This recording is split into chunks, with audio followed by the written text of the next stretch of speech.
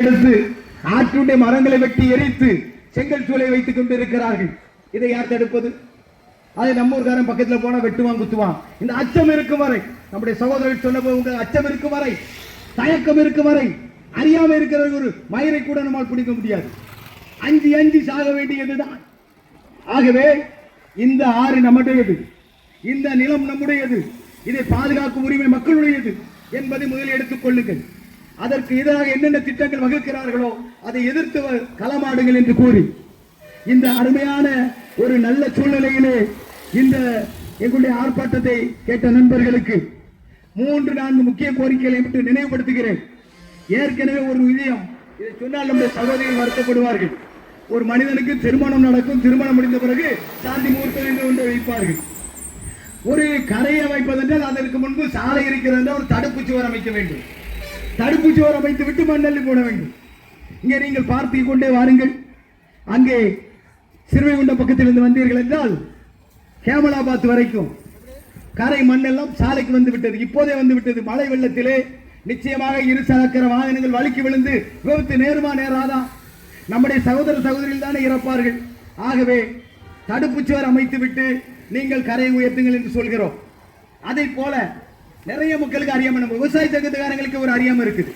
விவசாய சங்கத்தில் முந்தி உண்மையான விவசாய சங்கம் இந்த பச்சை துட்டு போட்டு நம்ம சகோதரர் போல இப்போ அரசாங்கம் ஒரு எலெக்ஷன் வச்சது. நீரினை பயன்படுத்துவோம், அது என்ன பயன்படுத்துவோம் சங்கம், நீருக்கு உரிமையான ஒரு சங்கம், நம்ம நீருக்கு உரிமையான ஒரு விவசாயிகள் பேர் வைக்காம பாருங்க. வெளிநாட்டில இருந்து கொண்டு வந்து நீரினை பயன்படுத்துவோர் சங்கம் அப்படி வச்சு அதுக்கு தேர்தல் வைക്കാം. அதுல வர்றவங்க போறோம். இந்த நம்ம டைவர்ஸ் எலெக்ஷனுக்கு நடக்கு சண்டை போட்டுக்கிட்டு மதுபானம் கொடுத்து 4 ஆட்கள் ஐஸ் வச்சு அப்படி தேத்திக்கிட்டு இருக்கிறவன் வரான். அந்த பயப்புள்ளைகளுக்கு விவசாயம்னா என்னன்னு தெரியல. அவனுக்கு காணி நிலம் இருக்கு, அதை வச்சு வந்துடுறான். ஆனா விவசாயம் செய்ய மாட்டேங்கான்.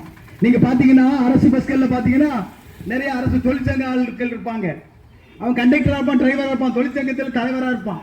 அவன் ஸ்டீரிங் பிடிக்க மாட்டான், அவன் டிக்கெட் கிளிக்க மாட்டான். அதே மாதிரி நீரினை பயன்படுத்துவாங்க. விவசாய சங்கம்னா விவசாயியா இருப்பான். இவன் நீரினை நீங்களும் நீரினை பயன்படுத்துகிறார் தான். இந்த வயசான அண்ணாச்சும் நீரினை பயன்படுத்துவார் தான். நானும் பயன்படுத்த, இந்த பக்கம் ஒரு வழிபோக்கம் வந்தாலும் பயன்படுத்துவார் தான். ஏன் விவசாய சங்கத்துக்கு பேர் வச்சிருக்கோம் பாருங்க, ஒரு கணக்கு. ஆக அவங்களுக்கு கூட தெரியல. இங்க வடக்கு கால்வாயிலே கரையிலே காங்கிரீட் தளம் அமைத்தார்கள்.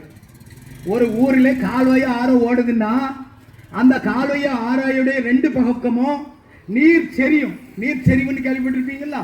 தண்ணீர் அப்படியே இறங்கி இரு பக்கமும் கொஞ்சம் கொஞ்சமா ஜவூடு பரவும் முறை என்று நீங்கள் படித்திருப்ப. அந்த முறையில் பரவும். அது பரவுனாதான் 100 அடி 200 அடி 300 அடி கடைசியில் 5 கிலோமீட்டர் வரைக்கும் இந்த தாமிரபரணி இரு கரையிலும் 5 கிலோமீட்டர் வரைக்கும் தண்ணி வரும். ஒழுங்கா அதை ஓட விட்டா, ஒழுங்கா மண் எடுக்காம இருந்தா, ஒழுங்கா மண் கொள்ளை அடிக்காம இருந்தா, குறுமணல் எடுக்காம இருந்தா, அப்படி ஓடுகின்ற தண்ணீர் தான் உங்களுக்கு குடிநீர் ஆதாரமாகும். நீங்க ஆத்துக்கு போக வேண்டாம், இங்க போர் போட்டு எடுத்துக்கிடலாம். ஆனால் அங்கே வடகாலிலே காங்கிரீட் தளம் அமைக்க. ஏன் காங்கிரீட் தளம் அமைக்காங்க?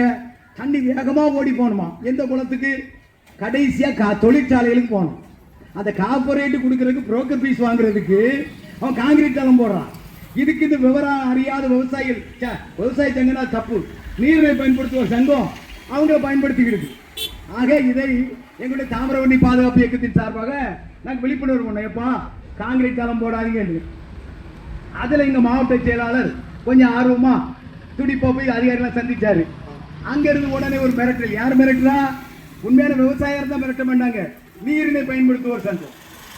நான் சொன்னேன், தம்பி, அந்த தம்பிக்கு நான் சொன்னேன், இன்னொருத்தர் மூலமா சொல்லி விட்டுருக்கேன். அந்த தம்பிக்கு சொன்னேன், அந்த இன்னொருத்தர் மூலம் சொன்னதான் உங்க மூலமா சொல்றேன். இந்த இயக்கம் தொடங்கிய 15 வருஷம், நாங்க களத்தில் 20-30 வருஷம். பத்திரிகை பணி எனக்கு ஒரு பார்ட் டைம் தான். என்னுடைய பணி இந்த மக்களுக்கு உயிரை கொடுத்தாலும் கடமையாற்றுறது.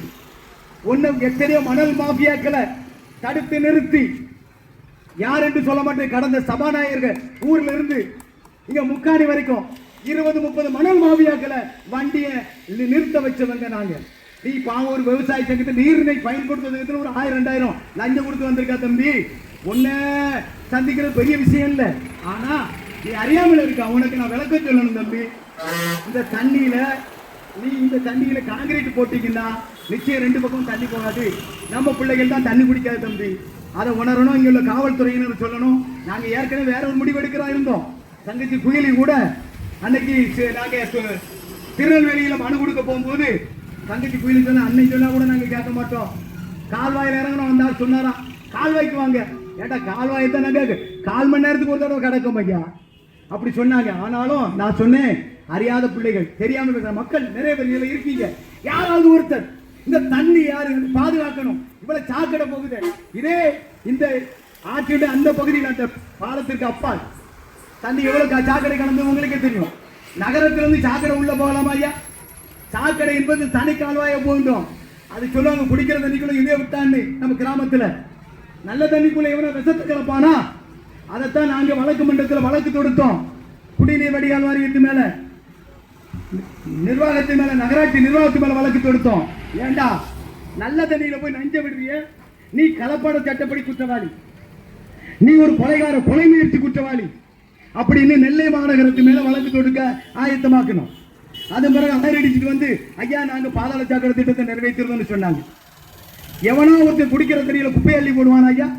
அப்படி அரசாங்கமே அரசாங்க அதிகாரிகளை போடுறாங்களா? யாராவது கேட்கீங்களா? உங்க கண் முன்னால லாரிகளை மணலையும் தண்ணி கிடத்துக்கன்னா எத்தனை பேர் மேல லாரி ஏற்றிட்டு போயிருவாங்க? தடுக்க முடியுமா? தடுக்க வேண்டும். அதற்காகத்தான் தாமிரபரணி பாதுகாப்பு இயக்கம் இருக்கிறது. நீங்கள் இனிமேல் தளர வேண்டாம், தயங்க வேண்டாம். அதே போல இன்னொன்றை மட்டும் சொல்லிக் கொள்கிறேன். இங்கே பேசிய தம்பி லூர்து ஒரு குறையை சொன்னாங்க, எங்களுக்கு எல்லாம் தண்ணி கொடுக்க மாட்டேங்காங்களே ஐயா, எங்களுக்கு வருஷத்துக்கு 10 நாள் விட்டா கூட போதுமே. அதையே தான் நம்முடைய வள்ளியூர் மாறன் உட்பட திசையனோட விவசாயிகள் வந்திருக்காங்க, அவனும் சொல்றாங்க ஐயா அதுக்கு தான் இந்த பொதுப்பணி அதிகாரிகளை பெடரியில வைக்கணுங்கிறது. இந்த பயல்கள்லாம் ஏதோ தாமிரபரணியில வருஷந்தோறும் தண்ணி ஓடிக்கிட்டே இருக்கு, தட்டு இல்லாம ஓடிக்கிட்டு இருக்கு, தலதலன்னு ஓடிக்கிட்டு இருக்கு. கள்ள கணக்கு காமிச்சு 50 ஆண்டுகளுக்கு முன்னால ஒரு கணிப்பு கொடுத்து நம்மளை ஏமாத்தி நம்ம தண்ணியை பெரிய நிறுவனங்கள் கொண்டு போயிட்டா அதை தடுக்கிறதுக்கு விவசாய சங்கங்கள் தயாராகணும். அங்க தண்ணி வரணும்னா இங்க நிக்கணும். நான் ஏற்கனவே சொன்னது போல அதுக்கும் தயாராகணும். அடுத்தாற் போல ஏற்கனவே சொன்ன மாதிரி இந்த காங்கிரீட் தடுப்பு சுவர் இங்க அமைக்கலன்னா, காங்கிரீட் தடுப்பு சுவர் அமைக்காம இன்னும் 2 நாள் பார்ப்போம். காங்கிரீட் தடுப்பு சுவர் அமைக்காம இனி மண்ணள்ளி போட்டாங்கன்னா அதிகாரிகள் மேல நாங்க மண்ணள்ளி வீசுவோம். அது தெளிவானதை புரிஞ்சுக்கிட்டு, அதான் அவங்களுடைய முதல் கோரிக்கை. காங்கிரீட் தடுப்பு சுவர் அமைத்து விட்டுத்தான் நீ மண்ணள்ளி போட முடியும். எப்படி போடுவோன்னு தெரியும். உங்க மற்ற நெல்லை மாவட்டத்து உளவுத்துறையிட்ட நீங்க கேட்டா தெரியும் இயக்கம் எப்படிப்பட்டதுன்னு. இயக்க தோலை எப்படிப்பட்டவன் பட்டினியா படுத்து உருண்டுருவான் ரோட்ல, கவலைப்பட மாட்டான்னு. அதை புரிஞ்சு கொள்ளுங்க. பயிற்சி கொடுத்து தான் வச்சிருக்கோம். சும்மா இது கட்சியோ ஒரு சாதாரண மகளிர் மன்றமோ அதான் கிடையாது. ஆக காங்கிரீட் தடுப்பு சுவர் அமைக்காவிட்டால் நான் நிச்சயம் அதிகாரிகள் மேல் மண்ணள்ளி போடுவோம். அடுத்தாற் போல அந்த காங்கிரீட் தளத்தை அமைக்கிறதுக்கு ஒரு எச்சரிக்கை விடுக்கிறோம். இனி வர்ற காலங்களில் காங்கிரீட் தளம் அமைக்கக்கூடாது.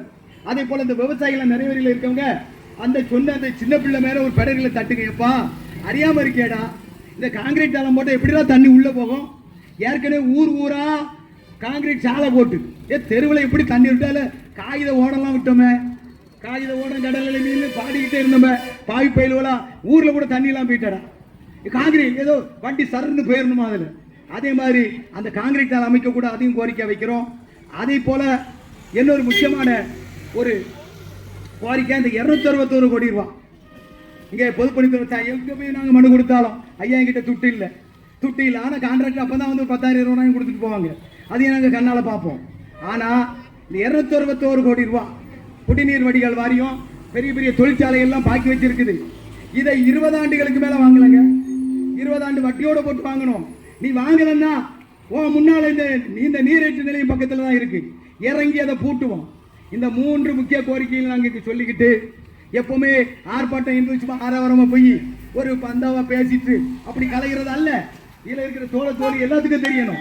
இந்த கோரிக்கை நிறைவேறட்டா நமக்கு தண்ணி இல்லை, நம்ம வாழ்க்கை மண்ணுங்கிறத உணர்ந்து செயல்படணும்னு கேட்டுக்கொண்டு, இங்கே மட்டுமில்ல, இங்கே இந்த இணைப்பு கால்வாய் திட்டம், தாமிரபரணி இணைப்பு கால்வாய் திட்டத்துக்கு 3200 கன அடி வெள்ள கால்வாய் அங்கே வெள்ள கோயிலிருந்து எடுக்கிறாப்புல இருந்தாங்க. அங்கே என்ன காணும்? அங்கே பார்த்தா 1200 அடி தான் எடுக்க முடியுது. ஒரு என்ஜினியர் எஸ்டிமேட் போட்டிருக்காங்க, எங்க உயரம் எங்க தானது. நம்ம வீட்டில் பாத்ரூம் போட்டா கூட எந்த பக்கம் வாட்டமா இருக்கு எந்த பக்கம் உயரமா இருக்குன்னு பார்த்து போட மாட்டோமா? படிச்சிருக்கா பாருங்க, பிஇஎம்இ எல்லாம் படிச்சுட்டு வரான். பொதுப்பணித்துறையில் கண்காணிப்பு பொறியாளர், என்ன கண்காணிப்புன்னு தெரியாது, செயற்பொறியாளர், உதவி செயற்பொறியாளர், அப்படிலாம் பேர செயல் எல்லாம் இருக்கா. என்ன செய்யறான், என்ன செயற்பொறியாளர், என்ன கண்காணிப்பு தெரியாது. போட்டுக்காயா அங்க இருந்து வரமாட்டுக்கு தண்ணி. இதுக்கு தான் இந்த கால்வாய் திட்டம் வர்றதுக்கு முன்னாலே தம்பிக்கு நினைவிருக்கும். அங்கே எடைச்சி வேலை ஆசிரியர் பண்பானந்துங்கிறவரை வச்சு ஒரு கமிட்டி அமைச்சு நாங்கள் சாத்தாங்குளம் விவசாய சங்கம் வைப்போம். நாங்கள் அப்போ அது மூலமாக தான் இந்த இணைப்பு கால்வாய் வந்தது. நீங்கள் நிறைய பேருக்கு பண்பானந்தால தான் அந்த தண்ணி வந்தது, அதுக்கு நாங்களும் ஒரு அணில் தான் தெரியாது. அப்போ நாங்கள் ஏற்கனவே இந்த தண்ணீர் வாட்டத்தை பார்க்க 3 என்ஜினியர்களை கூட்டிகிட்டு போய் 4-5 தடவை போயிட்டோம், அதை பார்வையிட்டோம். அப்போ எங்களுக்கு கண்ணுக்கு தட்டுப்படலை, எங்கள் வாட்டம் எங்கே பள்ளங்கிறது சரியாக தெரியலை. ஆனால் இப்பொழுது பார்க்கும் பொழுது 1200 அடி தண்ணி தான் எடுக்க முடியுது. 3200 அடி தண்ணி வந்தால் தான், கண்ணடி தண்ணி வந்தால் தான் அங்கே தண்ணி எங்கே போய் தலைக்கு போய் சேரும், அதையும் கொடுக்கணும். அதே போல் இங்கே சடைநீர் கால்வாயில் தண்ணி விடணும். சும்மா பேருக்கு கால்வாய் இணைப்பு கால்வாய்னு வைக்கக்கூடாது என்று கேட்டுக்கொண்டு இவ்வளவு காலம் பொறுமையாக இருந்த எங்களுடைய சகோதரிகளுக்கும், இப்போ நாங்கள் மட்டும் இல்லை தேநீர் வந்திருக்கோம், நாங்கள் மட்டும் இல்லை இங்கே சகோதரி எதிர் இருக்கிற காவல்துறையினர் வருவாய்த்துறையினர் இப்போ பொதுப்பணித்துறை மட்டும் வரமாட்டாங்க. இப்படி ஒரு போராட்டம் எதுக்காக அவங்கள நோக்கி தான் வரமாட்டாங்க. ஆனாலும் குறிப்பிடுத்தவங்களாம் வந்து தேநீர் அருந்திட்டு நீங்கள் செல்லணும் என்று கொண்டு இந்த ஆர்ப்பாட்டத்தினை நல்ல முறையில் நிறைவு செய்கிறேன். நன்றி, வணக்கம்.